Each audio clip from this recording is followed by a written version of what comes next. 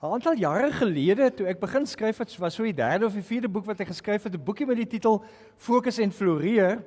En ek gaan nou nie die boek vir julle vertel nie, so dit julle hoef nie daaroor te worry nie, dis daai tyd sy geskryf gewees, 92 of 93 as ek reg onthou. Maar ek het die titel gebruik en die prentjie, want dit wys vir my so cute wat alles by mekaar pas. En ons tema in die volgende 6 weke gaan juis oor fokus en floreer dan nou. En vandag gaan dit oor fokus herwin. Sien weer wat werklik saak maak. Sien weer wat werklik saak maak. Kom ons lees saam uit die Bybel. Kolossense 3. Aangesien julle saam met Christus uit die dood opgewek is, moet julle strewe na die dinge daarbo waar Christus is, waar hy aan die regterhand van God sit. Rig julle gedagtes op die dinge wat daarbo is, nie op die dinge wat op die aarde is nie, want julle het gesterwe en julle lewe is saam met Christus verborge in God.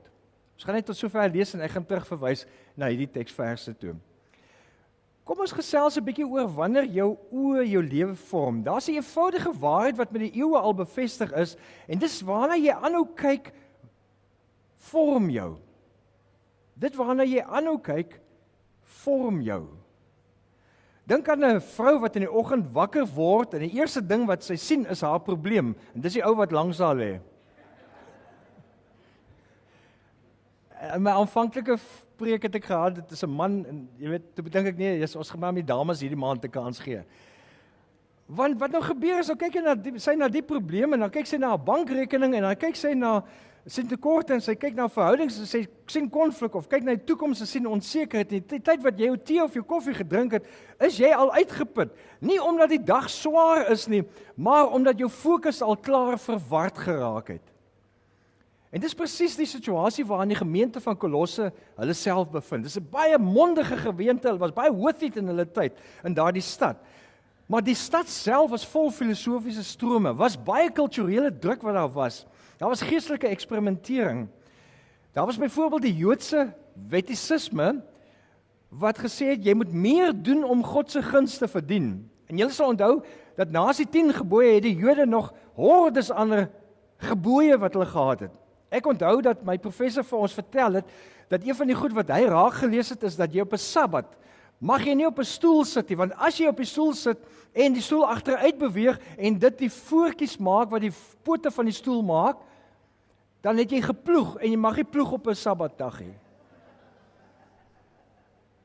Die goed is nogal interessant as jy dit begin deurgaan, die klomp wette en die uitsonderings en al daai goed, baie te doen met higiëniteit en reinheid en al daai klas van goed. Is nog 'n ander ding wat interessant is in Israel, as ek in Wilma daar kom, daar's wat hulle noem 'n Shabbat huisbak. Dit beteken jy mag eintlik nie die huisbak gebruik, maar nou weet jy self as 'n 20 verdieping gebou, geen gas van oorsee gaan in jou land kom bly as 'n toerist en jy moet 20 verdiepings opklim elke dag hier.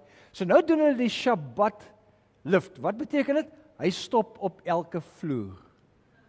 Want hy mag nie verder nie, daar raak dit 'n Sabbatsreis en jy mag nie 'n Sabbatsreis verbygaan op 'n Sabbat nie. So hulle het 'n klomp. Nou die goed speel also 'n rol in Kolosse wat daar gebeur het. Hulle het op die ou end ook heidense mistisisme gehad wat gesê het jy moet dieper gaan om werklik geestelik te wees. Nou die deesdae meditasie goed uit die ooste, dit was al daai eeue terug al in daardie gemeentes relevant as die goed waarmee hulle moes saamleef en saamwerk. Daar was kulturele druk om te sê jy moet aanpas om relevant te bly. So wat gebeur nou met al hierdie druk wat plaasvind? Die gemeente begin twyfel want hulle fokus begin al hoe meer wegskuif van die goeie nuus dat Jesus Christus vir hulle gesterf het en opgestaan het uit die dood. En ek is so dankbaar dat een van ons kinders verwys het na hierdie skilderye wat vir ons geskenk is deur een van ons lidmate. Om juist te sê, dis die goeie nuus. En nie jou fokus te laat aflei en jou vreugde, jou sekerheid en jou geestelike helderheid te laat steel nie.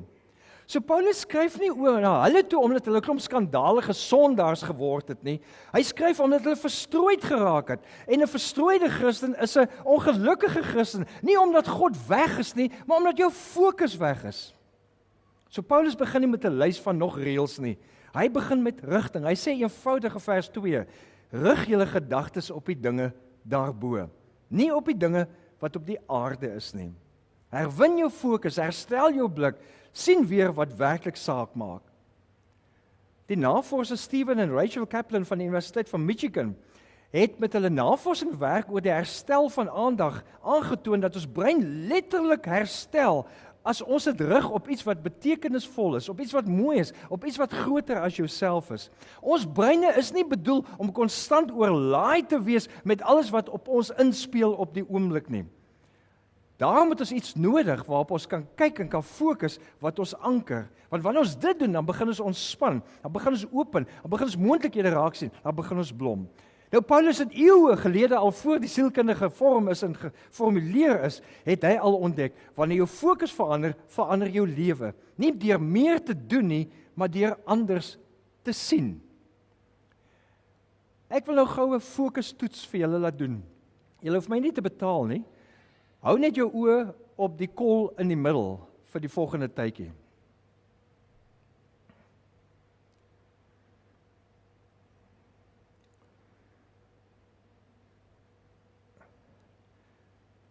Hulle het nogal so 'n bietjie musiek ook by dit. Jy sal nou die kol sien.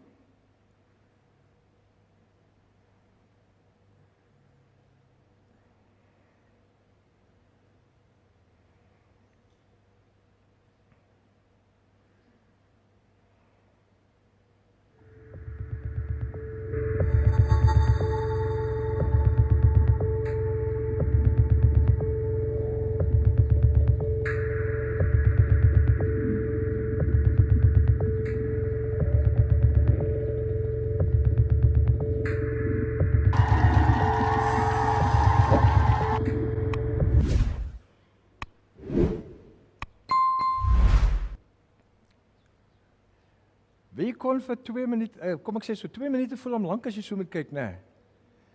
Ander tye gaan 2 minute so vinnig verby. Wie kon die hele tyd dit dophou sonder om weg te kyk? Wilma, jy het al die eerste diens geoefen. Maar mense oë, kon julle toe kyk? Okay. Dit is baie interessant hoe mense se oë 'n rol speel met alles wat aftrek, maar die punt wat ek net wil maak is dat wanneer mens jou fokus verloor, dan is jou aandag op 'n ander plek. En Paulus wil vir ons 3 bewegings gee om ons aandag weer reg te kry, sodat ons juis kan sien wat werklik saak maak. En die 3 bewegings gaan oor fokus, oor filter en oor floreer. Kom ons kyk eers na fokus. En die gedagte daar's rig jou oë op Christus. Paulus begin hier met 'n oproep wat baie eenvoudig klink, maar dis eintlik baie diep en hy sê strewe na die dinge daarbo. Die Griekse woord zeteo beteken letterlik om aktief te soek, om doelbewus te kies. Dis nie 'n passiewe storie nie. Jy kies doelbewus om met jou hart en met jou gees in 'n bepaalde rigting te stuur, sodat dit jou fokus raak, jou blik raak waarna jy kyk. So fokus is nooit toevallig nie. Fokus is altyd 'n keuse. Teologies beteken dit om te sê fokus is 'n geestelike daad van aanbidding. So as ek sê jou oë hou jy gerig op Christus, is om te sê dis waar jou aandag moet wees. Wanneer jou gedagtes rig op Christus, met ander woorde wanneer jy dink oor Christus, wanneer jy vir Christus doelbewus in jou lewe intrek, innooi, dan erken jy Jesus is die volle spektrum van my lewe. Jy sê daarmee, met ander woorde met jou fokus sê jy, U is my eerste bron, my eerste waarheid, my eerste vergelyking. Alles wat ek na kyk, vergelyk ek met U. Hierdie besluit, hierdie dag, hierdie seisoen, alles begin by U. So fokus is in die eerste plek aanbidding. Dit is om jou oë op Christus gerig te hou. En dit vertel eintlik vir jou waar en wie is op die troon van jou lewe. En ons wil graag sê, Christus, sê Paulus, is op die troon van ons lewe. Nou in die ou Christelike tradisie sê die middeleeuse mystici al reeds gepraat van die eerste beweging van die siel. En dis om te sê, instinktief weet jy al min of meer waarna toe jy gaan beweeg. So die vraag wat jy vir jouself moet vra elke slag is, wanneer jou hart vry is om te gaan waarheen dit wil, waarheen gaan dit? Wanneer jou hart vry is om te gaan waarna toe dit wil, waarna toe gaan dit? Ons kan dit anders stel, waarna toe dwaal jou gedagtes gereeld? Want jou gedagtes kom van wat uit in jou hart aangaan. Paulus sê, rig dit doelbewus, maak 'n keuse, want jy moet aktief jouself oriënteer in terme van Christus en jou rig op Christus. Nou in die sielkunde het hulle dit nagevolg deur te sê, jou brein volg jou blik, jou brein volg die manier waarop jy kyk. Kaplan hulle se navorsing wys, dat die menslike brein is nie neutraal nie. Jou brein vorm en word bedraad elke dag tot jou dood na waarna jy kyk of deur waarna jy kyk. En wanneer jou aandag konstant gerig is op bedreiging, op mislukking, op tekort, dan begin jy letterlik op 'n verhoogde staat van waaksaamheid reageer. Jou kortisol vlakke styg. Omdat jou kortisol vlakke styg, spaar jou liggaam energie en daarom raak jy vetter. Dat hy nie eens insink of uitdui. Baie van dit wat om jou maagwand is as gevolg van verhoogde kortisol vlakke. En dit gebeur als omdat jy op stres goed kyk. En nou wil jou lyf opgaar vir die moeilike tye en daarom word dit daar gestoor. Terwyl aan die ander kant sit ons wanneer ons aandag rig op dit wat doelbewus is of wat betekenisvol is, wat hoop is, wat waar is, dan word ons beloningssisteem geaktiveer. En ons het neuroplastisiteit, dis die moontlikheid dat nuwe bane in jou brein gevorm word deurlopend. En dis bane wat lei na vrede, na helderheid, na veerkragtigheid. Kortom, jy word waarna jy kyk. Nie net geestelik nie, ook neurologies word jy. So die vraag is nou, hoe rig ek my fokus? Begin jou dag met 'n eerste aandag oomblik, voor jy jou foon optel. Gee eers jou aandag vir 3 minute aan skrif, stilte en gebed. Lees net 'n stukkie Bybel. Bid daaroor. Party mense sê 3 minute is te kort, anders sal sê is te lank, werk maar rondom 3 minute. Maar begin net daarmee, want dan skuif jy al klaar jou fokus in 'n sekere rigting, want jy kies in watter rigting jy dit wil skuif. Jy moet dit doen voor jy nuus kyk, voor jy WhatsApp kyk, voor jy jou e-posse doen. Jy moet daai 3 minute gebruik, sodat die eerste stem nie dit is van die wêreld wat jou aandag aftrek nie, maar die eerste stem is wat jy van God se kant af hoor. En dan vra jy vir jouself, waarna kyk my hart vandag? Nie wat moet ek doen nie, maar waarheen kyk ek vandag? Want wanneer jy daai vraagstelling maak, waarna gaan my hart vandag kyk? Wat gaan dit wat goed en mooi en reg is, waar gaan ek dit raak sien? Hoe gaan ek dit opspoor? Daai vraag alleen verander jou gedrag en jou fokus. En die laaste een is, kies dan een waarheid uit daai skrifgedeelte wat jy gelees het, om deurlopend in die dag aan mekaar daaroor te dink. Elke slag as jy jou teebreek vat of ergens 'n rookbreek vat en jy vat net asem, dan dink jy weer oor daardie teks. En so bou jou brein al hoe meer in die rigting van fokus en word jy gerig op Christus. Die tweede gedagte is filter. Met ander woorde, sif uit wat jou fokus vertroebel. Hoekom is dit so moeilik om te fokus? Omdat die wêreld nie passief is nie. Dis aktief, dit kompeteer voortdurend vir ons aandag. En as jy nie aktief filter nie, dan word jy passief gevorm. Paulus sê, nie op die dinge wat op die aarde is nie. En hy bedoel nie dat die dinge op aarde sleg of waardeloos is nie. Hy bedoel net dat sekere dinge 'n koste aan verbonde het. Dit steel jou aandag en dit vertroebel dan op die ou en jou geestelike visie. Teologies beteken dit 'n nuwe mens leef met 'n nuwe perspektief. Wat is Paulus se perspektief? Julle het gesterwe. Dis nie net 'n algemene ding wat hy sê nie. Dis om te verklaar, dis jou nuwe identiteit. Jy het gesterf. Die ou mens wat leef deur reaktiwiteit, deur impulse, deur die oordeel van omstandighede, oorleef daarvan, daai mense klaar in Christus gesterf. En ons het dit sopas die afgelope naweek weer gevier. Sodat die nuwe mens, die opstandingsmens, leef met 'n ander perspektief. Teenoor die wêreld van skaamte, bedreiging en kompetisie, is dit die lens van genade, van oorvloed, van herstel, van opstanding lewe, van nuut lewe. Dis die nuwe mens, dis 'n identiteitsskuif wat plaasvind. So sif uit wat nie pas by jou nuwe mens nie. Dit beteken om te kies watter lens gaan ek gebruik om hierdie situasie te sien. In sielkunde word vir ons gesê is aandag 'n baie beperkte funksie en 'n baie kosbare hulpbron. Want jou brein kan nie met alles te gelyk werk nie. Jy moet 'n keuse maak. Want ons kry wat hulle noem kognitiewe oorlading. En dan is dit nie vermoeidheid alleen nie. Jy raak nie moeg so seer as wat jy onhelder word nie. En dan raak jou gedagtes all over the place. En dan is dit nie sommer net ADHD nie, dis wat en dis wat jy ook al bysit, raak sommer nog meer omdat jou brein net all over the place is. So om te filter is 'n oorlewingsstrategie wat uiters noodsaaklik is, veral in ons tyd waar ons so gebombardeer word met media en al dis meer. So die vraag is, hoe filter ek my aandag? Eerstens, gaan kyk 'n bietjie, wat steel jou aandag? Wat is jou aandagdiewe? Ek weet my aandagdief is, as ek iets soek, soos vir 'n preek, en die internet pop vir my iets anders op, wat ook interessant lyk, dan gaan ek eers in daai rotgat af. En as ek my weer kry, is dit 10 minute later, en Janie, jy was nog hier besig. So, jy moet vir jouself 'n skerm skep, wat net daai goed doen, waarop jy nou gaan fokus. Want anders steel iets anders jou aandag. As jy byvoorbeeld gekonsentreerd werk, vir daai 60 minute, werk in 'n plek waar jy jou selfoon wegsit vir 60 minute, want dan werk jy gekonsentreerd en gefokus. Dit kan 40 minute ook wees, maak nie saak nie, maar as 'n gefokuste tyd waarin jy werk, want anders, en jy sal weet wat jou aandagdief is, jy sal weet wat dit steel. Ek weet, ek kan met musiek kan ek glad nie werk nie, want dit steel my aandag. Jammer vir Wilma, ek en sy werk nou saam in die huis, by tye, en sy is mal oor musiek, maar die oomblik as daar woorde by musiek is, dan wil my kop die woorde hoor. So nou het is die musiek eers afgesit, en nou kyk ons saans musiek en speel sulke goeters, want daar is 'n tyd vir dit ook.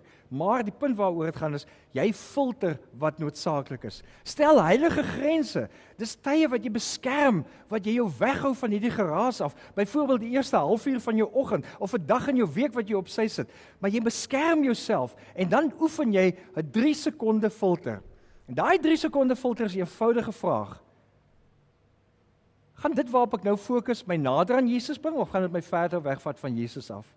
Gaan my nader bring aan die goeie goed wat gebeur, of gaan dit my verder vat daarvan af? Gaan dit my nader vat om te dink aan oorvloed? My hartvraag is, bring dit my nader aan Christus, of vat dit my verder weg? Want so raak jy 'n aktiewe keusemaker. En hier is die geheim, waarop jy nog die beste kan filter. En dis 3 woorde.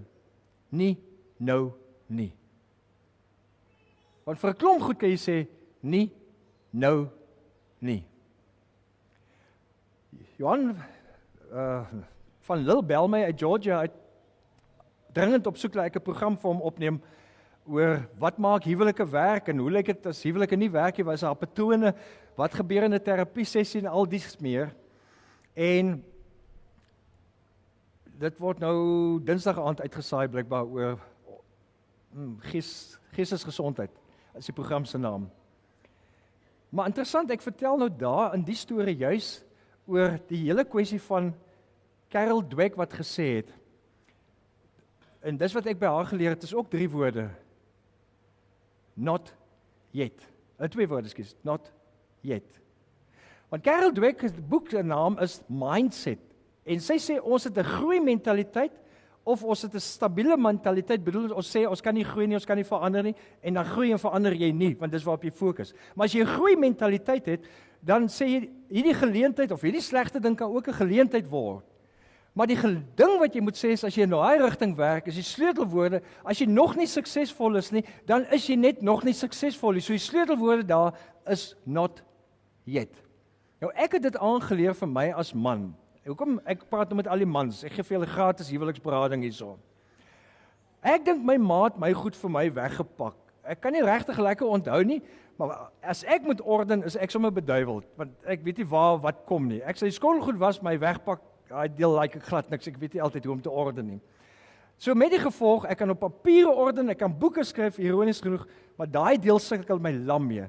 So die groot probleem in ons huis is, as ek die Sondagoggend my das soek, en hy hang tussen 'n klomp ander dasse, dan weet ek nie waar om hom te kry nie. En dan vra Wilma vir my vroeër jare, het jy dit gekry? En dan sê ek, nee, baie geïrriteerd, want ek kry nie my das nie. En dan kom vrouens het die gawe om tussen 'n klomp goed iets te identifiseer. Dis julle geheime talent. Dan kom Wilma en haal sy die das hier voor my oë uit. Dieselfde das wat ek die hele tyd gesoek het. Maar nadat ek Carol Dweck se boek gelees het, ek die woorde ontdek, not yet. Beteken ek gaan hom wel vind. So nou as Wilma vir my sê, het jy jou das gekry? Dan sê ek, nog nie.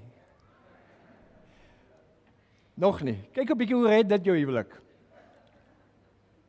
En dit is die geheim waaroor dit is. By the way, ek het so van huwelike gepraat.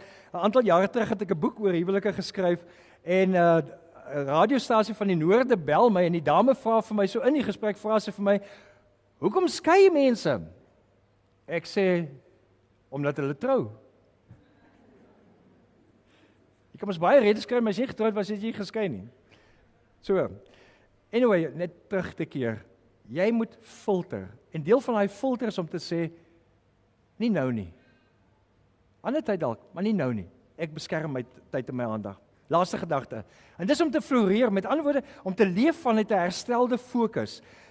Paulus keer hierdie logika om, wat dit is nie, floreer is nie iets wat jy moet bereik nie. Om te floreer, ek wil, jy dwing nie 'n blom om te groei nie. Hoe doen jy dit? Jy kan nie 'n blom dwing om te groei nie. Maar jy kan die omstandighede reg skep, sodat die blom ideaal kan groei. Maar jy kan nie met daai blom elke dag praat en praat en praat, jy gaan jouself hoor, jy kan ja, as jy wil doen, is jy welkom.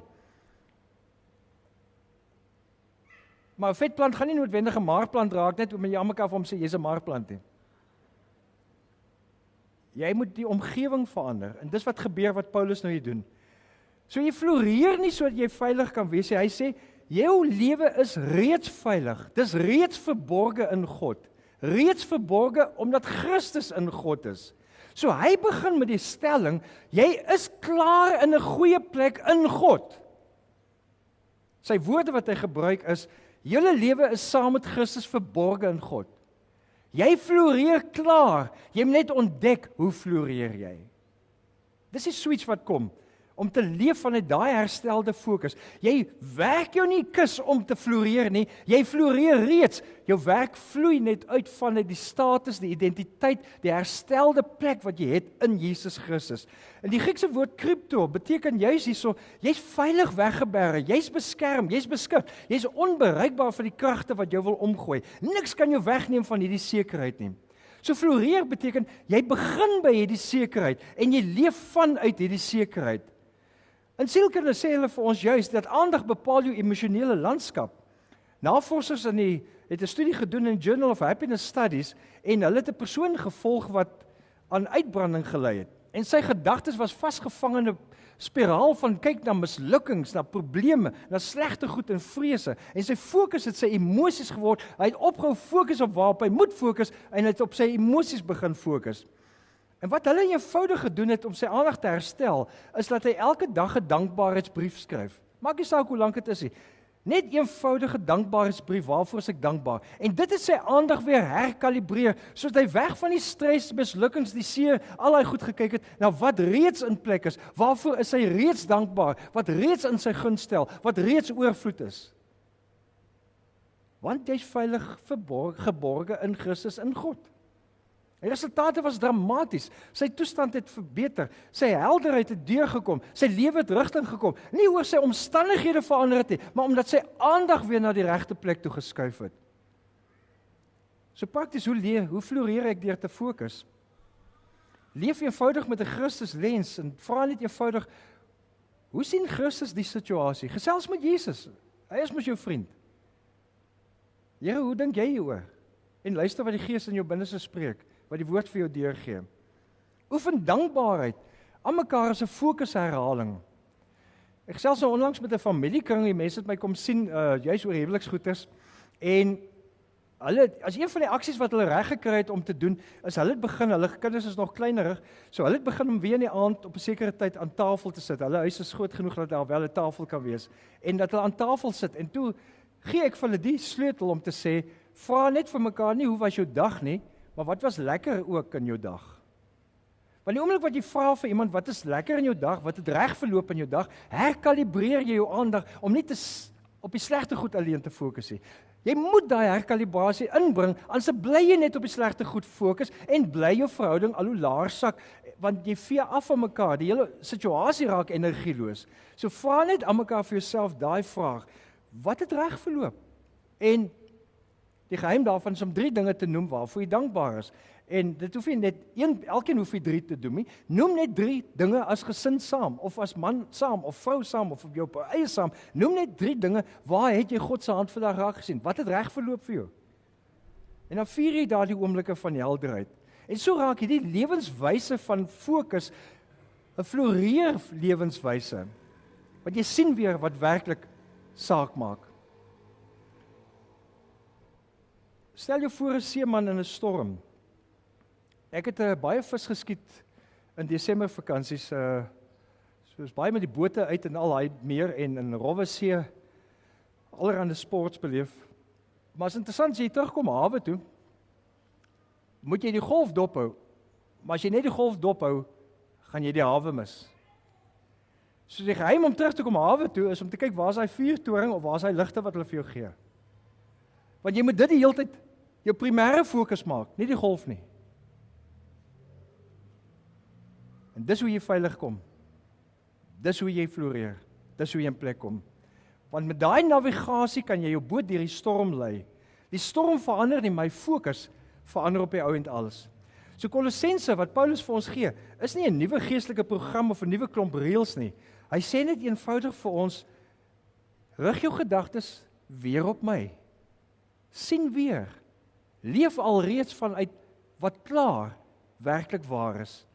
Nie deur meer te doen nie, maar deur beter te kyk, te sien.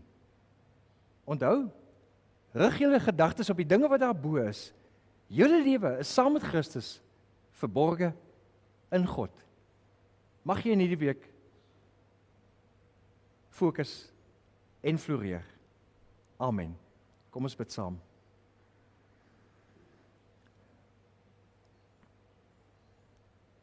Here, baie dankie dat U vir ons die vermoë gee om te fokus.